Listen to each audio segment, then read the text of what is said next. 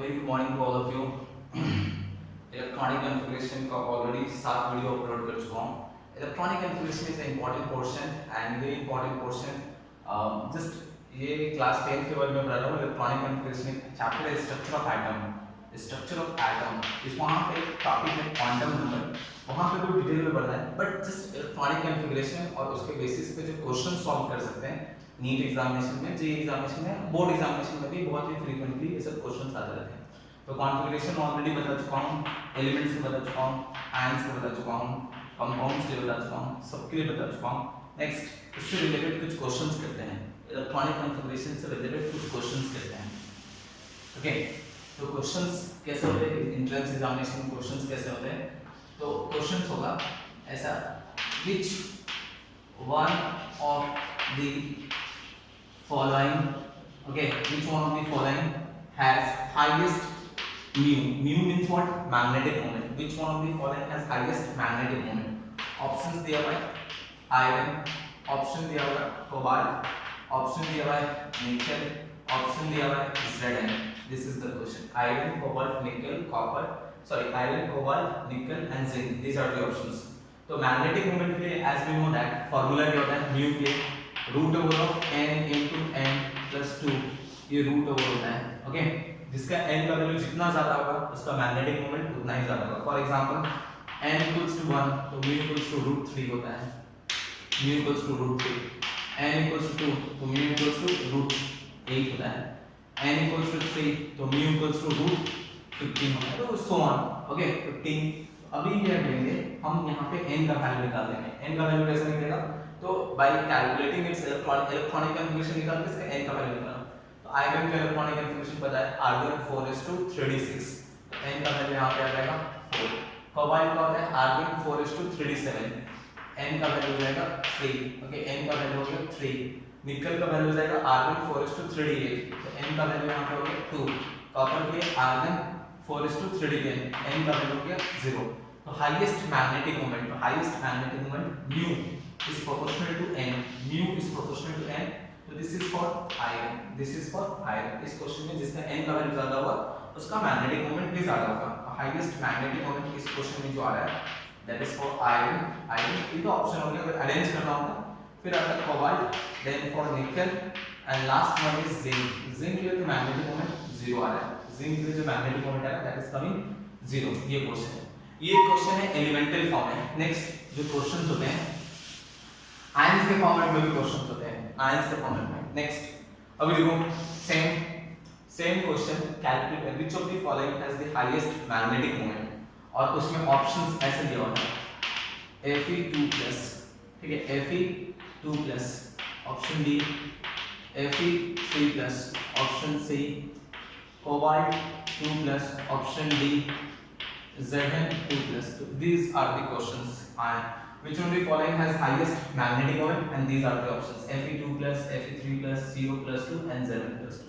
तो अब अगेन इसमें वही कॉन्फ़िगरेशन निकालेंगे, इलेक्ट्रॉनिक कॉन्फ़िगरेशन। Fe2+ के कॉन्फ़िगरेशन हमें पता है, Fe2+ के कॉन्फ़िगरेशन हो जाएगा आर्गन 4:3d6, 3d6 हो गया, तो इसका n का वैल्यू जो हो जाएगा इट इज 4।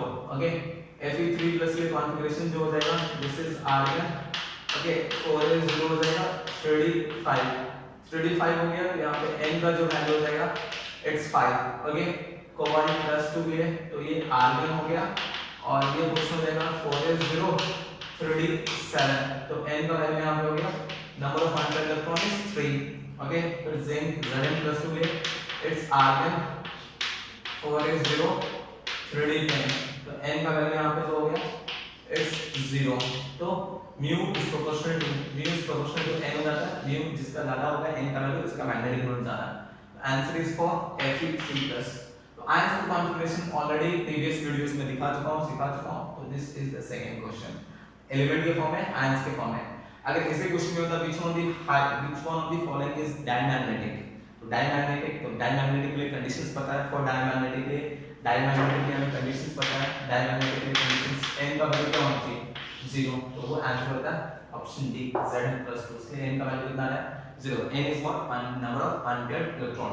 ओके नेक्स्ट अगर इसमें क्वेश्चन होता है which one the following having a magnetic moment zero magnetic moment किसका तो ये होता है z which one the following is colourless या वाइट इन कलर वो सारा कंडीशंस पता है n = 0 होता है तो वो क्या होता है डायमैग्नेटिक होता है मैग्नेटिक मोमेंट 0 होता है एंड इट इज कलरलेस या फिर उसको हम बोल सकते हैं it is white in colour तो ये आंसर हो जाता है Zn2+ तो ये एलिमेंट के फेज में हो गया ये आयंस के फेज में हो गया next question is in the form of compound next question is in the form of compound तो same question है options में change करता हूँ which one of the following is having highest magnetic moment which one of the following is having highest magnetic moment किसका है first option is FeO second option is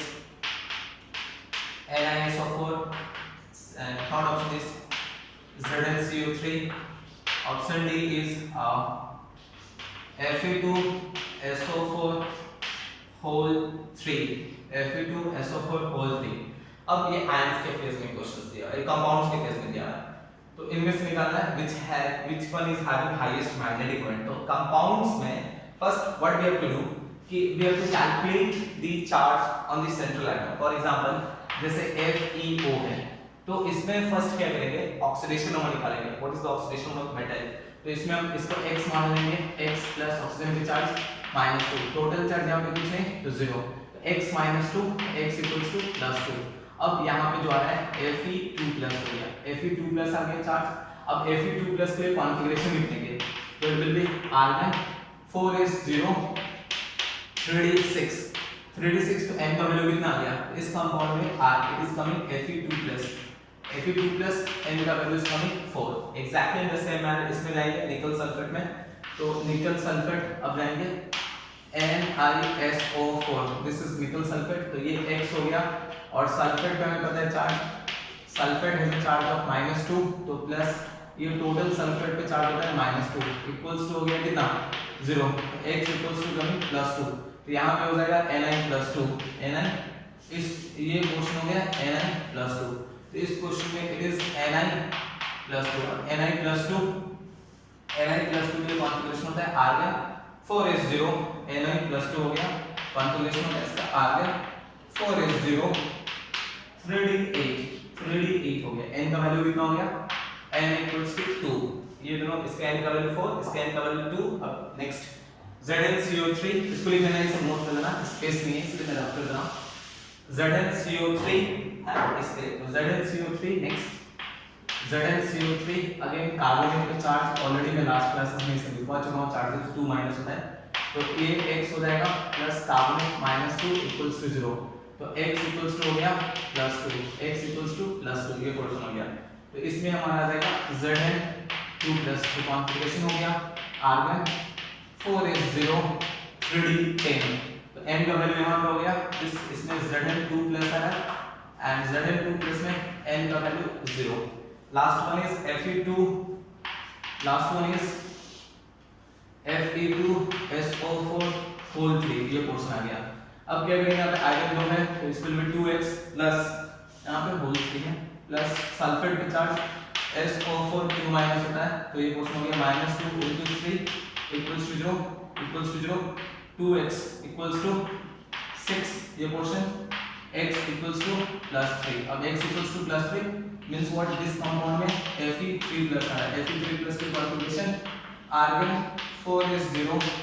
3d5 argon 4 is 0 3d5 में इस question में Fe3+ अब Fe3+ n equals to कितना आ रहा है 5 तो हाईएस्ट n का value is coming for this compound तो जो मैग्नेटिक मोमेंट जो होता है डिपेंड्स ऑन n तो answer is this one okay तो ये क्वेश्चन हो गया हमारा क्वेश्चंस ठीक दिस आर द क्वेश्चंस इसको सॉल्व कर लेंगे सब लिख लेंगे अच्छे से नेक्स्ट अब एक रिवर्स क्वेश्चन देता हूं रिवर्स क्वेश्चन था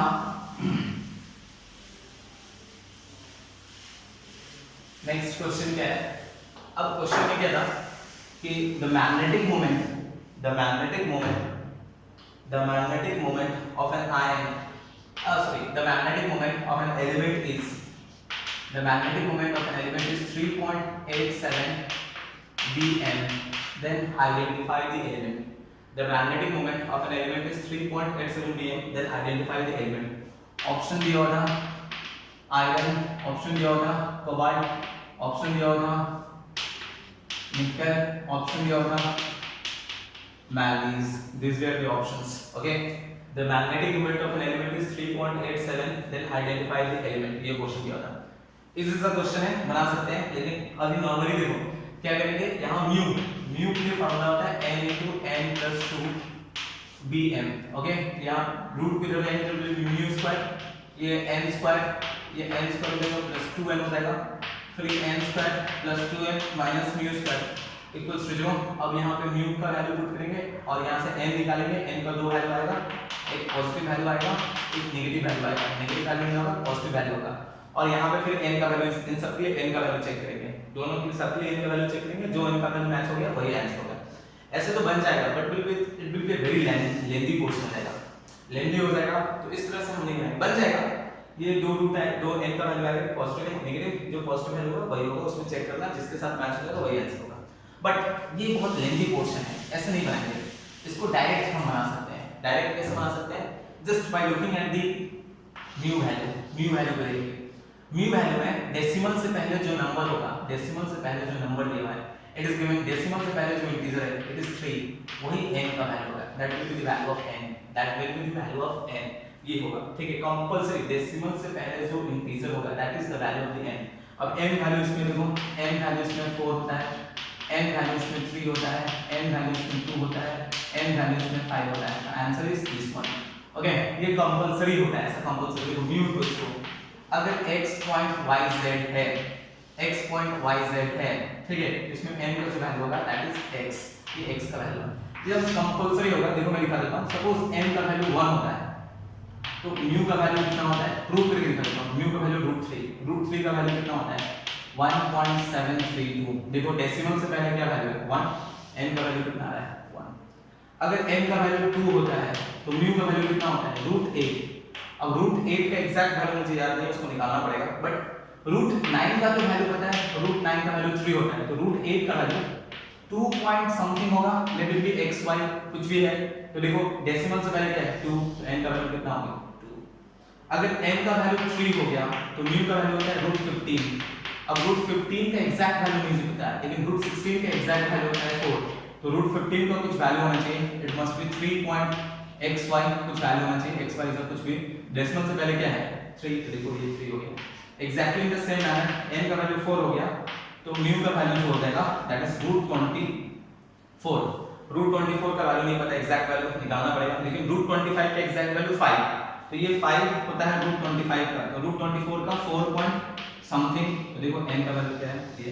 तो just by looking at the magnetic moment values अगर दिया रहेगा एग्जामिनेशन में, जो भी मैग्नेटिक मोमेंट का वैल्यूज दिया हुआ है, डेसिमल से पहले जो इंटीजर दिया रहेगा that is the value of the n. ये compulsory. n means number of unpaired electrons. वहां से डायरेक्टली n का वैल्यू पता चल जाएगा. And match the value of n with the options. जिस ऑप्शन के साथ वो मैच हो जाएगा वही तुम्हारा आंसर होगा.